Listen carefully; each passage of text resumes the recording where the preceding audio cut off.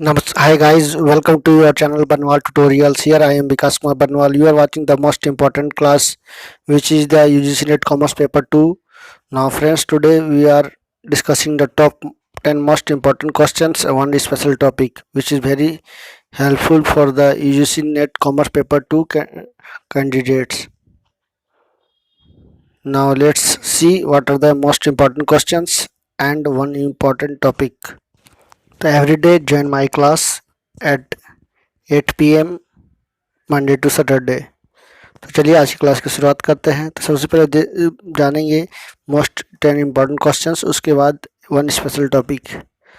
तो आज काफ़ी इम्पोर्टेंट टॉपिक डिस्कशन की जाएगी, तो आप ज़रूर जो है इसमें पार्टिसिपेट होइए, भाग लीजिए और अपना क्लास रेगुलर कीजिए ताकि आपको क्लास का लाभ मिल सके। और जो भी candidate UGC net commerce paper 2 की तैयारी कर रहे हैं उनको भी आप शेयर कर दो ताकि वो भी जुड़ सके। बिल्कुल फ्री ऑफ कॉस्ट में यूट्यूब में क्लासेस कंडक्ट कराई जाती है, तो आप सभी का ऑलवेस्ट वेलकम है। तो चलिए इसी के साथ आज की क्लास की शुरुआत करते हैं। तो चलिए सबसे पहले फटाफट चैनल को सब्सक्राइब कर दिए, लाइक कर दिए, शेयर कर दिए। यदि नए हो तो बेल आइकन प्रेस कर दिए ताकि और कहाँ से नोटिफिकेशन मिल सके। और बता दूँ कि कल का क्लास जो आप नहीं किए हैं उसका लिंक मैं शेयर कर दूँगा डिस्क्रिप्शन बॉक्स में, वहाँ जाके जुड़ सकते हो और क्लास को ज्वाइन कर सकते हो। तो चलिए आज का पहला सवाल की ओर करते हैं। निम्न में से कौन से सार्वजनिक बैंक ने 1000 शाखाओं को बंद करने का फैसला किया? तो क पीएनबी, ख एसबीआई, ग बैंक ऑफ इंडिया, घ बीओबी यानी बैंक ऑफ बड़ौदा। तो का आपका सही विकल्प होगा। यानी पीएनबी पंजाब नेशनल बैंक ने जो है अपने 1000 शाखाओं को बंद करने का फैसला लिया है ताकि जो है विस्तार का जो खर्च हो रहा है ब्रांच का, वो शाखाओं का, उसको कंट्रोल किया जा सके। क्वेश्चन नंबर 2, भारतीय जीवन बीमा निगम के प्रबंध निदेशक के रूप में कार्यभार ग्रहण किया किसने? तो राहुल बजाज, मुकेश मोहन, सुश्री मिनी आइप और घा इनमें से कोई नहीं। तो एक महिला है जो कि तो राहुल बजाज, मुकेश मोहन, सुश्री मिनी आइप और इनमें से कोई नहीं। तो आपका सही जवाब जो है ग होगा। सुश्री मिनी आइप को जो है हाल ही में नियुक्त किया गया, ये प्रबंध निदेशक के रूप में नियुक्त किया गया है। वो काफ़ी जो है आंध्र विद्यालय यूनिवर्सिटी से है, आंध्र प्रदेश विश्वविद्यालय से जो है कॉमर्स में पीजी की हैं और काफ़ी लंबे समय से जो है नौकरी कर रही हैं। निम्न में से कौन सा सार्वजनिक बैंक आरबीआई के कार्यकारी व्यवसाय से संबंधित लेनदेन के सुविधा के लिए एजेंसी बैंक के रूप में सूचीबद्ध किया गया? तो यह है इंडसइंड बैंक को जो है सुविधा किया गया है। अब उनकी उपस्थिति जो है मजबूत होगी बैंक की सरकारी क्षेत्र में। आरबीआई ने जो है दिशा निर्देश जारी करके ये बातें कही है। नेक्स्ट चलते हैं क्वेश्चन नंबर 4 की ओर। आयकर विभाग ने वित्तीय वर्ष 2019-20 में कितनी करोड़ राशि की जो है टैक्स चोरी पकड़ी है? तो मैं बता दूं कि जो 40,583 करोड़ रुपए की जो है ये राशि पकड़ी गई है। तो ये जो है सीबीडीटी और इनकम टैक्स डिपार्टमेंट ने खुद जो है ये बातें की है।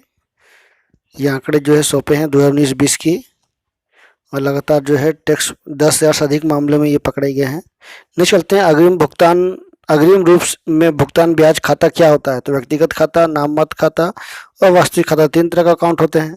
तो ये अग्रिम भुगतान की बात की जाए तो जो भी इंडिविजुअल यानी व्यक्तिगत जो खाते होते हैं वो जो है बीमा हो, बैंक हो, कैश अकाउंट हो, सब ये सब हैं, यानी का व्यक्तिगत खाता में गिना जाता है। नेक्स्ट चलते हैं क्वेश्चन नंबर 6 की ओर।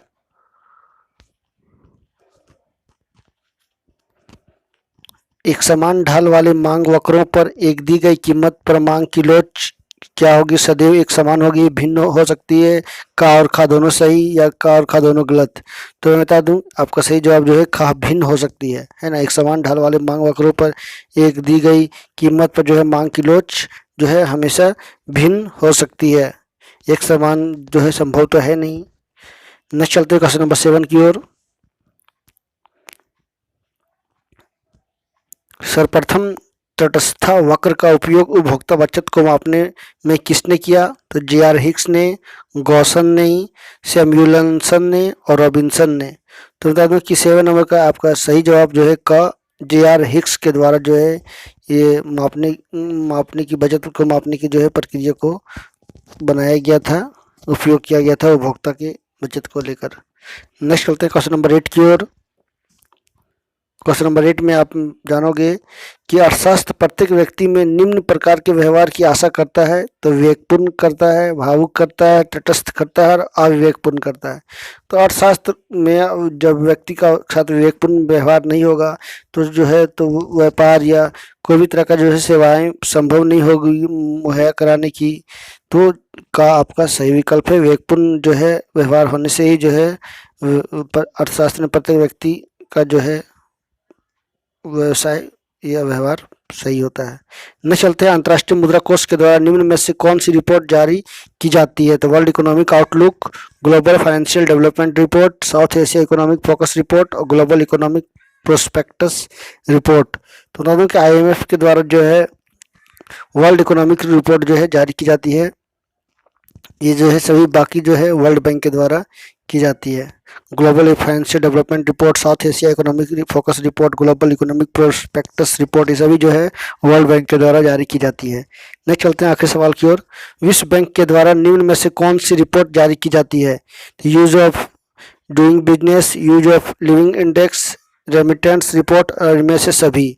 तो बता दो कि इनमें से सभी वर्ल्ड बैंक के द्वारा जो है सभी ये रिपोर्ट जारी की जाती है, चाहे वो ईज ऑफ डूइंग बिजनेस की बात हो, ईज ऑफ लिविंग इंडेक्स की बात हो या रेमिटेंस रिपोर्ट की बात हो, सभी जो है रिपोर्ट जो है वर्ल्ड बैंक ही जारी करती है प्रत्येक साल। तो चलिए ये था आज का टॉप मोस्ट इम्पोर्टेंट क्वेश्चन। तो आज मैं आपको FTA फ्री ट्रेड एग्रीमेंट के बारे में बताने वाला हूँ। तो मुक्त व्यापार संधि के संबंध में प्रायः यह कहा जाता है कि सभी के लिए लाभदायक है, लेकिन यदि इसके इतिहास से कुछ सबक ले तो हम यह पाते हैं कि मुक्त व्यापार संधियां भी हाथी के दांत की तरह दिखाने के और खाने के कुछ और जैसी ही है।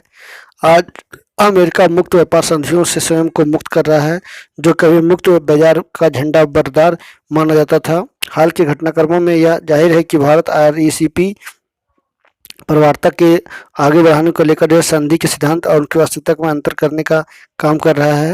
यद्यपि भारत 1947 से ही गेट यानी टैरिफ एंड व्यापार पर सामान्य समझौता का एक संस्थापक सदस्य था, जो अंततः 1955 में विश्व व्यापार संगठन में बदल गया था। लेकिन भारत 1991 में आर्थिक उदारीकरण के बाद FTA के को लेकर गंभीर नजर आया। उसका यह प्रभाव हुआ कि भारत व्यापार GDP अनुपात उल्लेखनीय स्तर पर जहाँ पहुँचा है।